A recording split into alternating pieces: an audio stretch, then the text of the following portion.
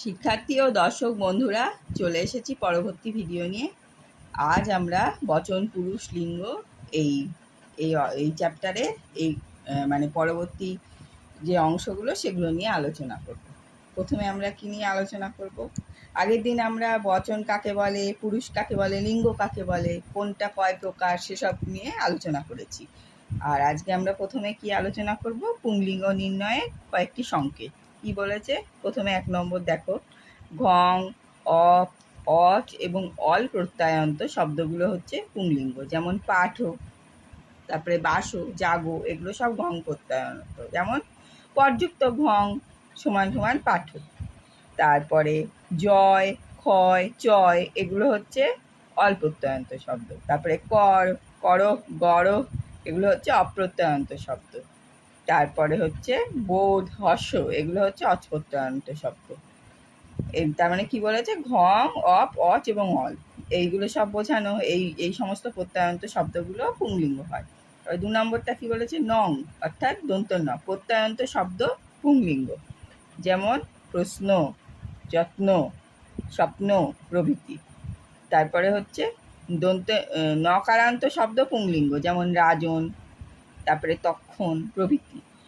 তারপরে 4 নাম্বার কি বলেছে? দেব, দৈত্য, কাল, স্বর্গ, পর্বত, যজ্ঞ, মেষ, বৃষ, শত্রু, পঙ্ক শব্দের পর্যায়বাচক শব্দগুলি পুংলিঙ্গ। যেমন দেব, অসুর, স্বর্গ, যাগ, পর্বত, বারিদ, তরু, অসি প্রভৃতি। তারপরে 5 নম্বর কি বলেছে? রু আর টুকারান্ত সব শব্দই হচ্ছে পুংলিঙ্গ। যেমন মেরু, সেতু, সব রু রু আছে, সেই জন্য এগুলো পুংলিঙ্গ।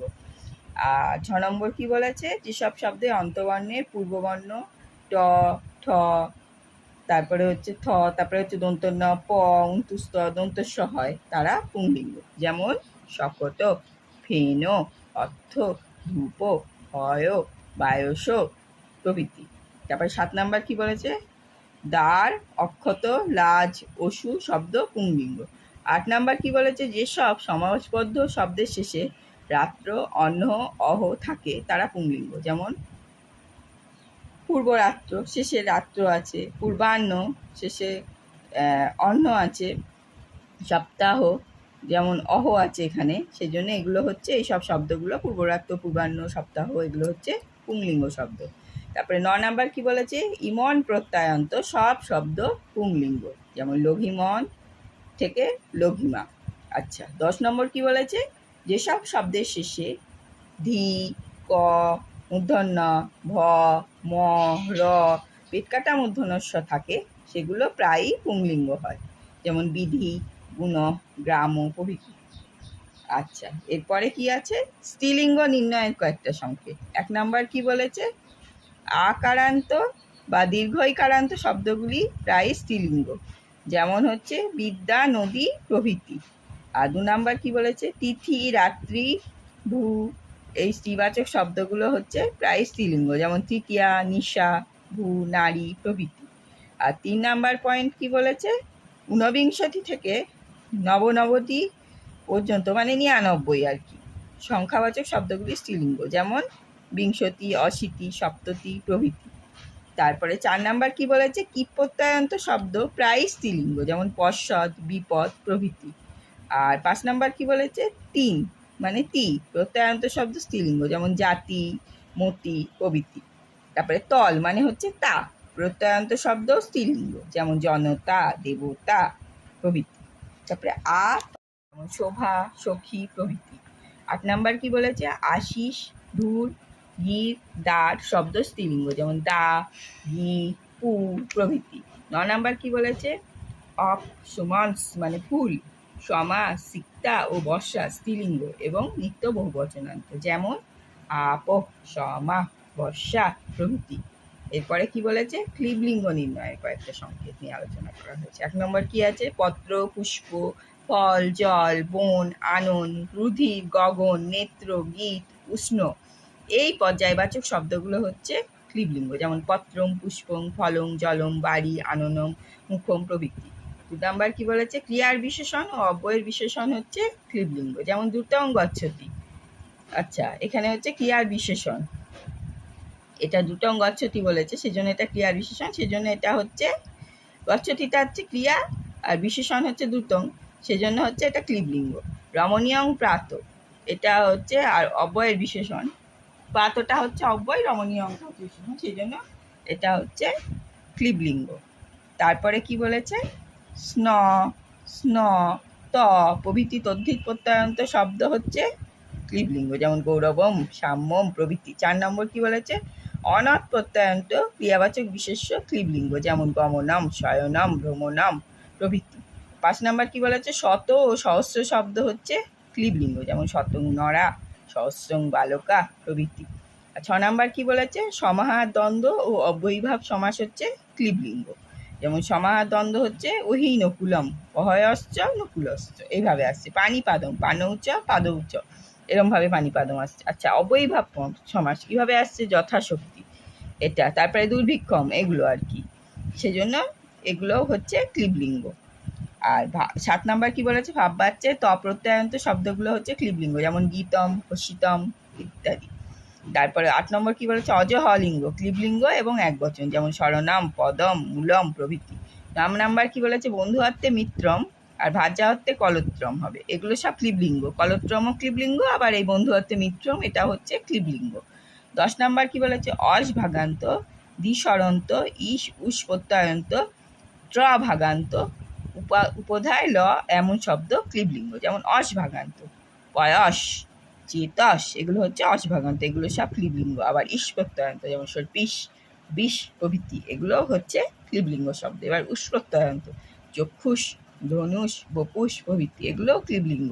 এবার ত্র ভাগান্ত, গোত্রম, ছত্রম প্রভৃতি, এগুলো হচ্ছে সব ক্লিবলিঙ্গ। তারপরে উপধা, ল, কুলম, স্থলম, এগুলোও কিন্তু ক্লিবলিঙ্গ।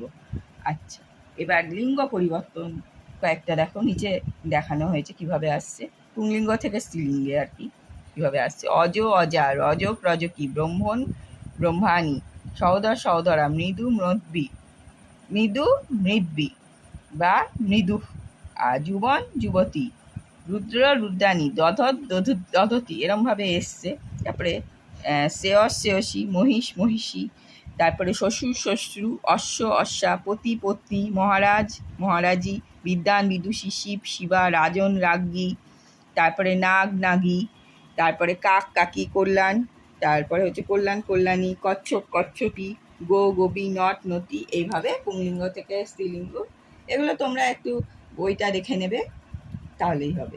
এখানে সমস্ত উদ্দেশ্য আর বিধেয় সম্পর্কে দেওয়া আছে। প্রথমে কি বলা হয়েছে, প্রত্যেক বাক্যের মানে একটা বাক্যের দুটো অংশ থাকে, কি কি, উদ্দেশ্য এবং বিধেয়। কি বলেছে, যাকে লক্ষ্য করে বা উদ্দেশ্য করে কোনো কিছু বলা হয় তাকে কি বলে, উদ্দেশ্য। যেমন নর গচ্ছতি, এই বাক্যটাতে কাকে উদ্দেশ্য করে বলা হচ্ছে, মানে মানুষটি যায়, এখানে কাকে উদ্দেশ্য করে বলা হচ্ছে, নরকে, অর্থাৎ মানুষটিকে বলা হচ্ছে, সেই জন্য নরটা হচ্ছে, নর শব্দটা হচ্ছে উদ্দেশ্য। আর গচ্ছতি এটা হচ্ছে যায়, এটা হচ্ছে বিধেয়, কাকে বলা হচ্ছে, উদ্দেশ্য সম্বন্ধে যা কিছু বলা হয়। অর্থাৎ গচ্ছতি এই পদে, এখানে এই শব্দটিতে কি বলা হচ্ছে, মানে যাওয়াটা, এটা হচ্ছে উদ্দেশ্য সম্পর্কে, কে যায় না, নর গচ্ছতি, সেই জন্য এই গচ্ছতি এই শব্দটি হচ্ছে বিধেয়।